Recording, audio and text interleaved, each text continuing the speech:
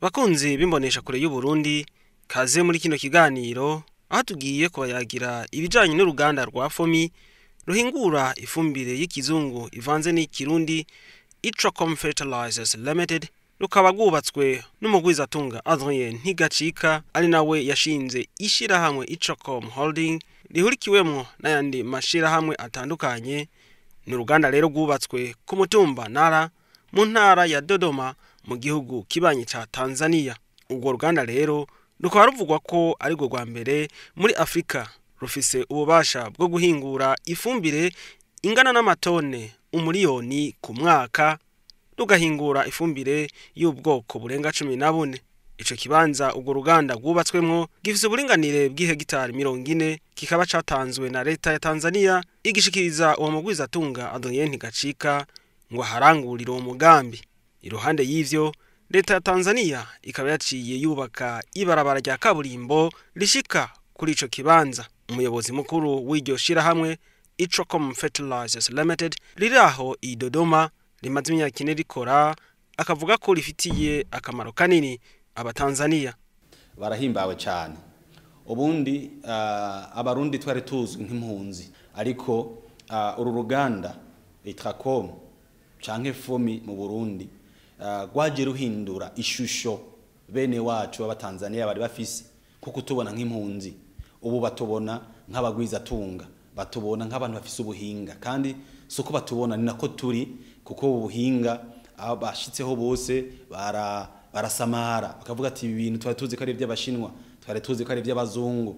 Iyo bumvise rero ko ari uruganda rukomoka mu Burundi, ni iteka ku Murundi, ubu turajya tukaryama tugasinzira tukarengana, akavuga ati abane bagenzi bacu b'abarundi ntizikiri impunzi, ahubwo n'abashoramari, n'abagwizatunga, n'abanyamitahe. Nuko babona Itracom, nuko babona uyu mugwizatunga n'ishirahamwe ryiwe rya Itracom aha mu gihugu ca Tanzania. Nduwimana Nazaire avuga kandi ko ubwo ruganda rwazaniye akarusho igihugu c'u Burundi, haba kubijanye n'ubutunzi hamwe n'imigenderanire.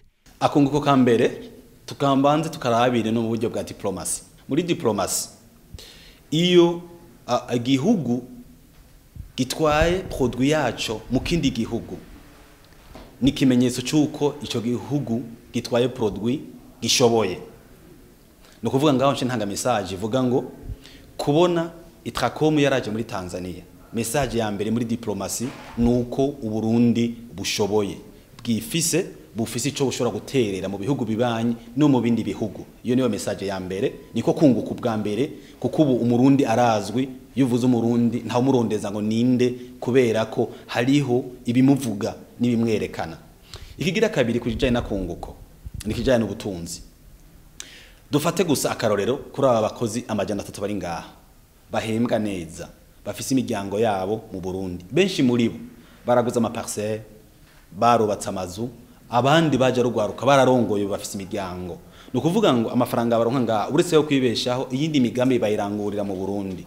Rero kubijanye na kunguko mujanye no gutunzi, tugome dufatira ubwa mbere ku barundi bakorera ngaha, bahindukira bagasubiza uburyo bwabo mu gihugu, bagateza imbere igihugu cabo. Rero ndeka mvuga ivyo bintu bibiri kubijanye na diplomasi. Igihugu bacashinze bendera mu kindi gihugu, bikaboneka yuko hari igihugu gifite ivyo gishoboye gishobora gukora mu kindi gihugu. Kubijanye n'ivyo butunzi, tugombe dufatire gusa no ku bantu, abakozi bakorera ngaha bafise ico baronka, baze bahagishira imiryango yabo, maze imiryango ikanezerwa, kagubwa neza, ubuzima bukabandanya. Ishirahamwe Itracom Holding ngo rirashigikira kandi ukwikukira ku Burundi. Hariho kwikukira biya tuvuga abakoroni, ariko hariho kwikukira mu bijanye n'ubutunzi. Uruganda canke guhingura bisobanura ngo nukwikukira kukwama uteze amaboko canke uhanze amaso uwundi muntu ngo agukorere igikorwa.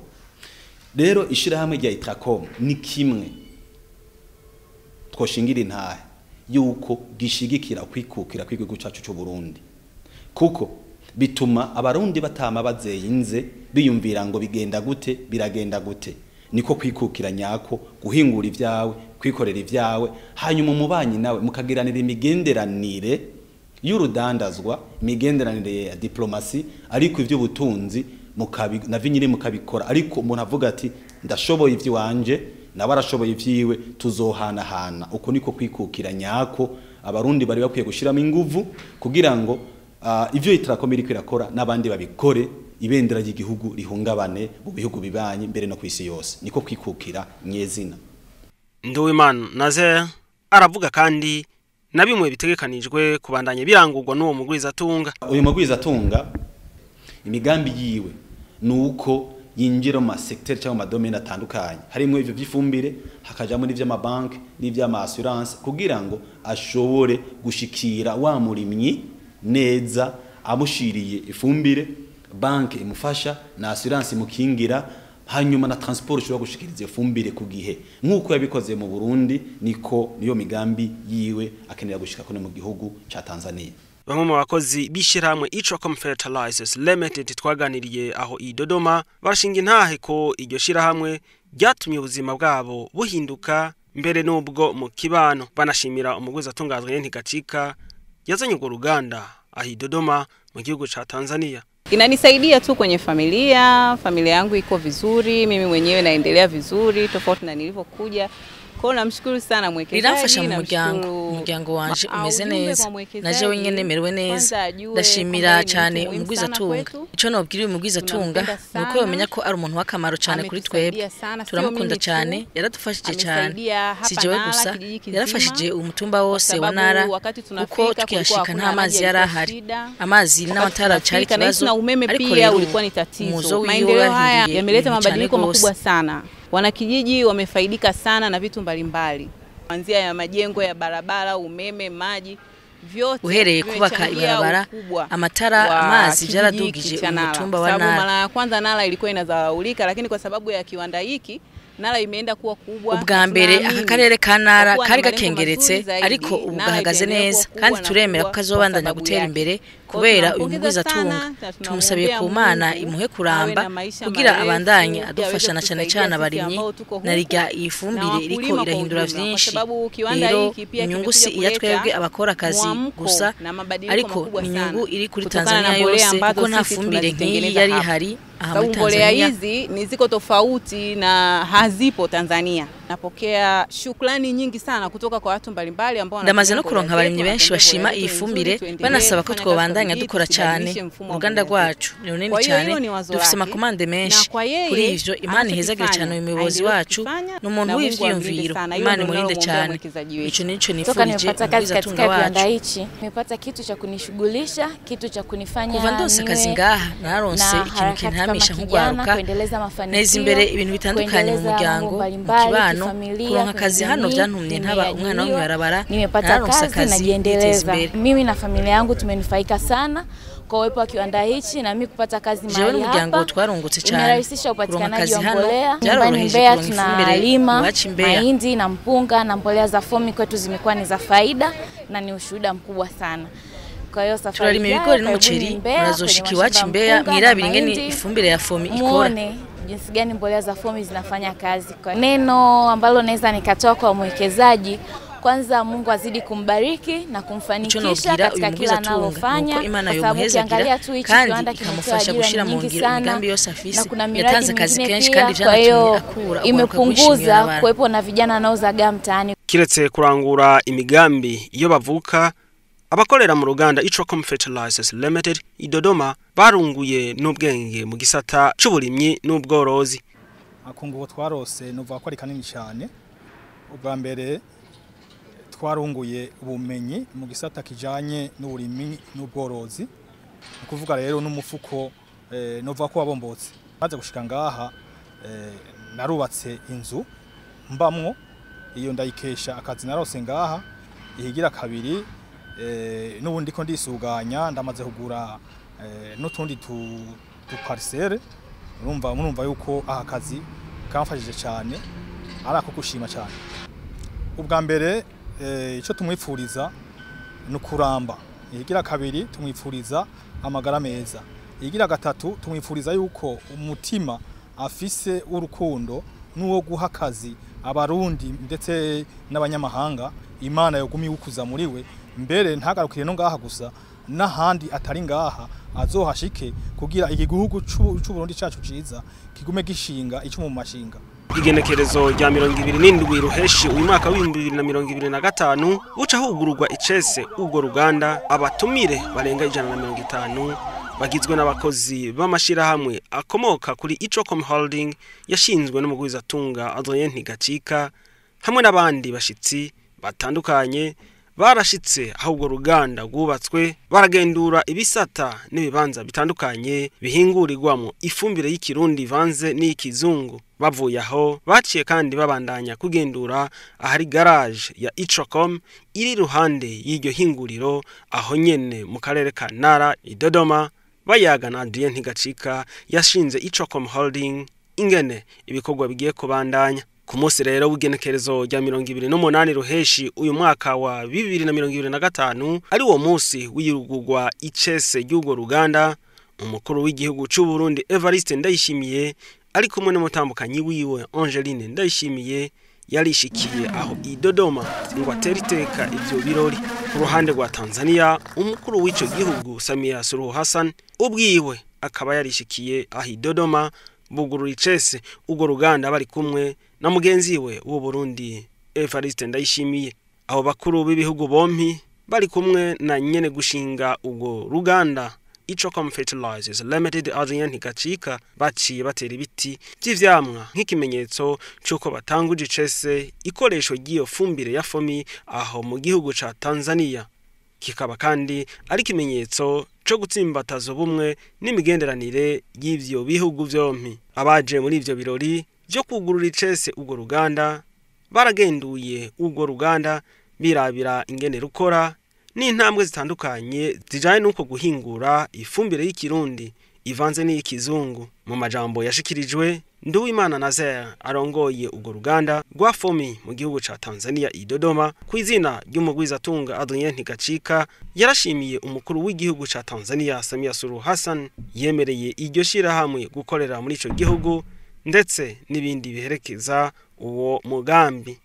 Mheshimiwa Rais, yaliyokuwa kama ndoto leo yamekuwa yametimizwa. Nyiricubahiro mukuru w'igihugu ivyari indoto uno munsi vyagiye mu ngiro. Numunezero ntangere kuba irigenekerezo rya 28 ruheshi umwaka wa 2025 nuguru icese uruganda runini muri Afrika y'ubuseruko ndetse no muri Afrika yose, uruganda ruhingura ifumbire y'ikirundi ivanze n'ikizungu. Mwekezaji huyu alipata neema kubwa. Nyiricubahiro mukuru w'igihugu hari mu mwaka wa 2020 aho uyu mugwizatunga yaronsa akaryo aho wamwakiriye ubwawe ukiricegera c'umukuru w'igihugu yaje afise intumbero yo gukorera muri Tanzania. Ico gihe waramuteye intege uti ntagire ubwoba gukorera muri Tanzania ibintu bikagenda neza. Hakikisha kiwanda hiki kimepata vivutio. Nyiricubahiro mukuru w'igihugu uranafashije gushiraho ivyo byose bikenewe mu guherekeza ibikorwa by'ugo ruganda nk'ibarabara ryiza, umuyaga nkuba, amazi n'ibindi. Nyiricubahiro mukuru w'igihugu tuvuga iki ntaco dufise cyo kukuriha, ahubwo tugusabiye Imana ikuzigame iguha inguvu mu bikorwa vyawe vya misi yose. Yaranamenyesheje ko ugo ruganda rwazanye inyungu nyinshi. Mheshimiwa Rais, kiwanda hiki kina faida nyingi. Nyiricubahiro mukuru w'igihugu uru ruganda rufise inyungu nyinshi nozivuga nkaruha. Hari ubuzi bwatanzwe burenga 1800, abakozi bafise amasezerano y'akazi n'abandi barenga 3000 bo ku munsi. Iki ni ikintu gikomeye cyo kwishimira. Nyiricubahiro mukuru w'igihugu icifuzo cy'uyu mugwizatunga ni ugutanga akazi ku bakozi 3000 baguma mu ruganda n'abandi bashika 1015 bakora ku munsi. Nduwimana Nazaire yarashimiye kandi umukuru w'igihugu cy'u Burundi Evariste Ndayishimiye ingene yateye intege uwo mugwizatunga ngo atibyerekana ingene akunda abaterera mu iterambere ry'igihugu. Naomba nitowe shukrani Mheshimiwa Rais Meja General Evariste Ndayishimiye. Nashaka nshimire umukuru w'igihugu cy'u Burundi General Major Evariste Ndayishimiye kwizina y'uwo mugwizatunga. Shime bivuye ku mutima. Ibi byose tubona uno munsi byakunze kubera wemeye wongera utera intege uwo mugwizatunga Adrien Ntigacika. Iki ni kimenyetso cerekana ko ukunda abagwizatunga, ukunda abanyamwete.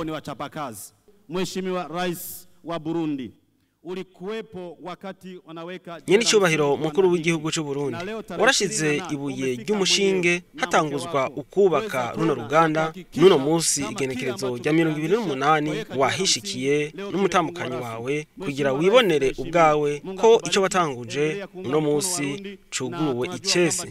Nyene cyubahiro mukuru w'igihugu ndashimiye Imana iguhezagire bandanya ushigikira abarundi. Akaba yarashimiye kandi abari mu bisata bitandukanye bagiye bakorana kugira ico gikorwa kigende neza, baba abo mu gisata c'uburimyi muri Tanzania, ibanki CRDB n'abandi. Nawe afashe ijambo umukuru w'igihugu cy'u Burundi Evariste Ndayishimiye nawene akaba yarashimiye mugenzi we wa Tanzania ingene yahaye uwo Murundi ikibanza ashinga mu ihinguriro, ati binakomeza imigenderanire y'u Burundi na Tanzania yamyeho mu vy'ubutunzi, anahamagarira abagwizatunga bo mu gihugu cha Tanzania kuzana imitahe yabo mu Burundi.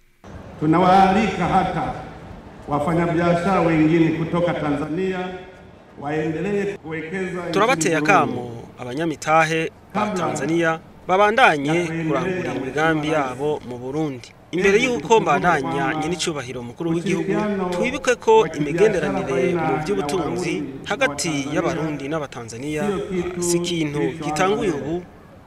Kuva kera imbere y'umuzo w'abakoroni, abarundi bahora baza muri Tanzania bashoye ibidandazwa bitandukanye hamwe n'ibikoresho nk'amasuka mbalimbali, hasa vifaa vya chuma kama vile majembe. Walikuwa wakirudi na vinginezo kama vile chumvi, bagaca basubira inyuma bajanye ibindi nk'umunyu n'ibindi. Hafahamu Uvinza. Hao walikuwa wanakuja. Abarundi bose barazi ko Uvinza bahora baza kugura umunyu Uvinza, n'abakozi bahora baza guca amahera yo kurima imorogoro. Morogoro abarundi bahita manamba, kuko igihe baba bariko baraharura abakozi bavuga ngo my number is, inomero yanje ni. Abarundi rero baca bahita imanamba ariho morogoro. Abarundi sasa wataanza kusema naenda manamba, yani naenda morogoro. Mipango ya Mwenyezi Mungu ni mpango ya Mwenyezi Mungu. Warundi walikuwa wakija Tanzania kama wakija. Imigambi y'Imana ni y'Imana nyene. Abarundi bahora baza muri Tanzania nk'impunzi, ariko ubu baza nk'abagwizatunga. Ndibuka ko na Adrien Gacika ubwiwe yahoze ari impunzi aha Tanzania. Uno musi abarundi baza muri Tanzania batazanywe no gusaba ubuhungiro, ariko bazanywe no kuhashinga imitahe ku bihugu byacu bibiri. Iki ni kintu cyo gukomera amashi gushika n'abari mu Burundi. Hili ni jambo la kupigiwa makofi mpaka hata walio Burundi wasikie.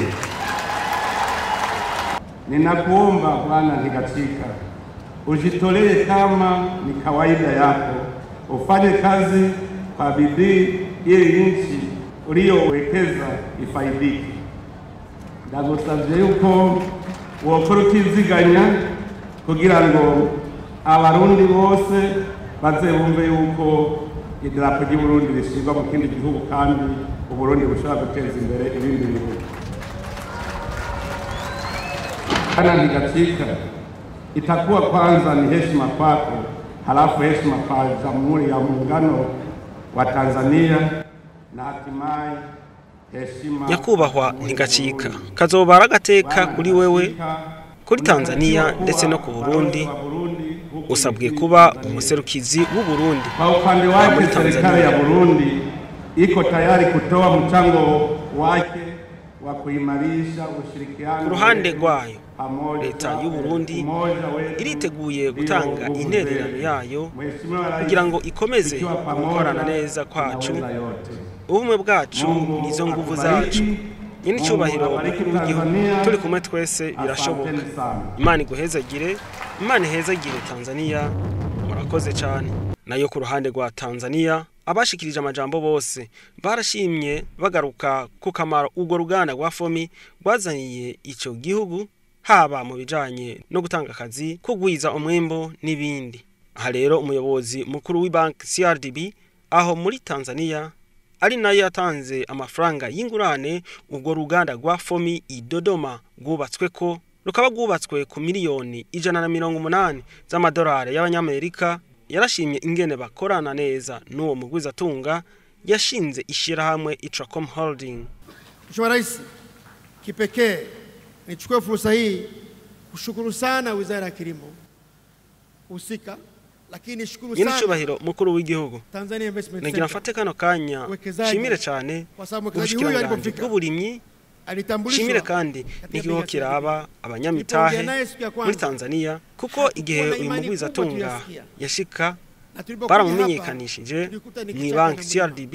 Tukiganira umunsi wa mbere ntitwatahura ibyo atubwira kuko yashaka amafaranga menshi, ariko amajambo yiwe yarerekanye ubushobozi afise, kandi kubera turi mu Burundi turonka ubufasha bukomeye cyane duhabwa na leta y'u Burundi, twashe twemera cyane, mbere turanashimira nyir'icyubahiro umukuru w'igihugu cy'u Burundi ku bufasha bukomeye turonka. Nyir'icyubahiro umukuru w'igihugu, reka nshimire uyu munyamitahe wa Itracom, urakoze guhitamo ibanki CRDB. Ico tuyemeje ko watanguje uru ruganda, kandi nkaba numva ko hari n'indi migambi ufise tuzogushigikira aho hose uzoburi mu gihugu ca Tanzania. Murakoze cyane. Mu ijambo giwe umukuru w'igihugu ca Tanzania Samia Suluhu Hassan yarashimiye umukuru w'igihugu mugenzi we w'u Burundi Evariste Ndayishimiye ingene yitwararika igisata c'uburimyi, anakeza umugwizatunga ntigacika ko yashize umutahe wiwe mu gisata ciza c'uburimyi. Napenda kutumia fursa hii kumpongeza sana mmiliki wa kiwanda hiki ndugu Adrian Ntigashika kwa uwekezaji huu mkubwa na wa kisasa. Nagomba mfate kano kanya kugira ngo mpeze nyene gushinga uru ruganda Adrian Ntigashika kuri uyu mugambi munini kandi ugezweho yashize hano kandi mu mwanya muto. Ndibuka ko twabonanye mu mwaka wa 2020 nkiri cegera cy'umukuru w'igihugu, hamwe no mu mwaka wa 2021 ndi umukuru w'igihugu.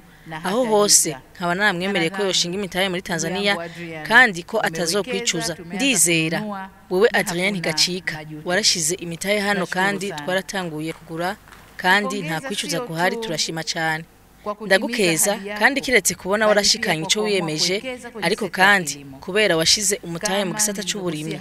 Iki ni gisata cingira kamaro cyane mu bihugu byinshi bya Afrika.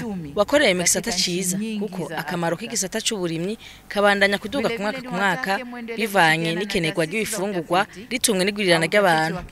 Nagomba ndabasabe kubandanya gukorana n'ibisata by'ubushakashatsi mu gisata c'uburimyi, mukorane n'abajeje intwaro ku mpande zose, kandi mutange inyigisho ku barimyi z'ingene bokoresha iyo fumbire. Ivyo rero bikazofasha kugwiza Fomi katika kuzalisha mazao mbalimbali. Inyuma y'ivyo birori, bamwe mu Barundi twaganiriye bavuga ko batangajwe n'ivyo babonye, bagasabira uwo mugwizatunga ngo Imana imukomeze mu bikorwa vyiwe. Ico novuga gusa nuko narengewe n'ivyo nabonye, kuko Imana yakoze ibirengereje. Nashimiye Imana yashoboye kuzigama uyu mugwizatunga, indoto ziwe ku Burundi no hanze y'u Burundi akazi kaba ziriko zirashika. Ivyo yakoze birashimwa cyane. Perezida wa Tanzania, abategetsi ba Tanzania barashima cyane ibikorwa vyiwe, banamushimagije biteye ubwoba, kandi n'umukuru w'igihugu cacu niho yarari. Vyanejeje nka jewe kubona abaperezida babiri babonye ibintu bikorwa n'umuntu Imana yakoresheje ibikorwa bihambaye ngibi. Rero turamusengera, tuzobananya kumusengera kugira ngo ibikorwa ariko arakora bibandanye muri Afrika yose. Nayo Manirakiza Diomed, umwigisha muri kaminuza y'u Burundi mu gisata c'ubutunzi, akabashima ingene hari ugukorana hagati ya leta n'abikorera ivyabo, agasaba kandi ko hoshingwa n'inganda zihingura umwimbu. Muri ivyo birori byo kugurura icese uruganda rwa Fomi i Dodoma muri Tanzania, hari hatumiwe kandi n'abaje bava mu bindi bihugu, tukavuga nka Uganda, Kenya, Malawi, Angola, Nigeria n'ibindi. Abo twaganiriye rero muri bo barashimye ingene ivyo birori byatunganijwe, banakeza umugwizatunga Adrian Ntigashika kuri ico gikorwa yashitseko, bakavuga ko biteze nabo ko hohinduka vyinshi mu kugwiza umwimbo muri ivyo bihugu, mu gihe umugwizatunga yoshingayo inganda zihingura iyo fumbire ya Fomi. Uyu Paul Kamunongera yaserukiye igihugu ca Malawi arongoye igisata kirabi vy'ifumbire yasavye ko umugwizatunga Adrien Ntigacika yoshikana vuba uruganda nk'ubwo muri ico gihugu kugira ntibabe bakija kugura hanze ifumbire. I work for the company that looks at fertilizer importation and nkorera mu gisata kiraba kugura hanze ifumbire mu gihe uruganda nkuru goshikaniwe wacu ingorane zo kuja kugura hanze ifumbire cyo bibaye nk'umugani ko batwironkeye iwacu wanashaka tukanashika no ku rugero rwo guhereza ibindi bihugu bibaye ibi mbere bishobora no guhindura ubutunzi bw'igihugu cacu kandi abarimyi bacu boca baronka ifumbire ku giciro gito iciyongeye ko nuko n'akanovera k'isi ndimwa getting the fertilizer at an affordable price. The soil fertility will be improving. Paul Mwambo akora mu bushikiranganje bw'uburimyi mu gihugu cy'u Buganda avuga ko ibikenewe byose mu Buganda kugira ngo uruganda rukore bihari haba abakozi bafise ubuhinga ibikoresho by'ibanze matière première mu Gifaransa n'ibindi.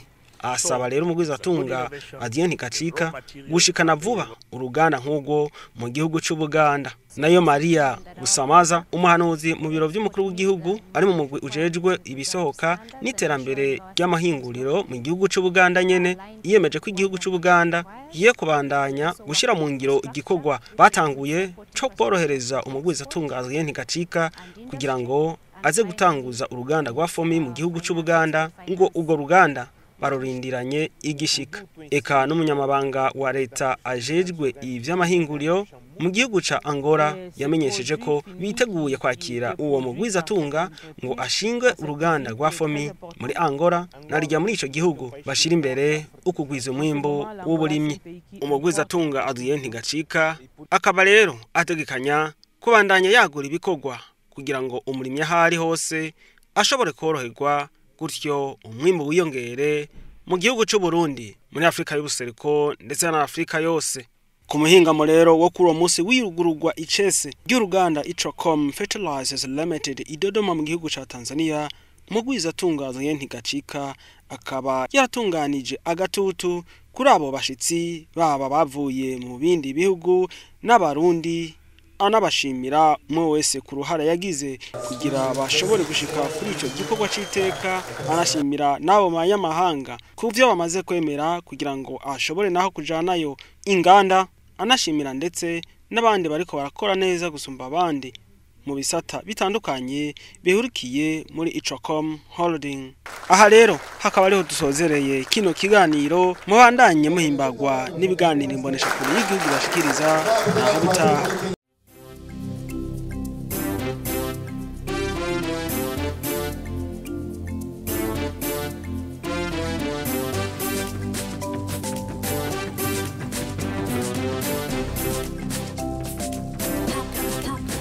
Itracom, kiwanda chetu, mbolea yetu.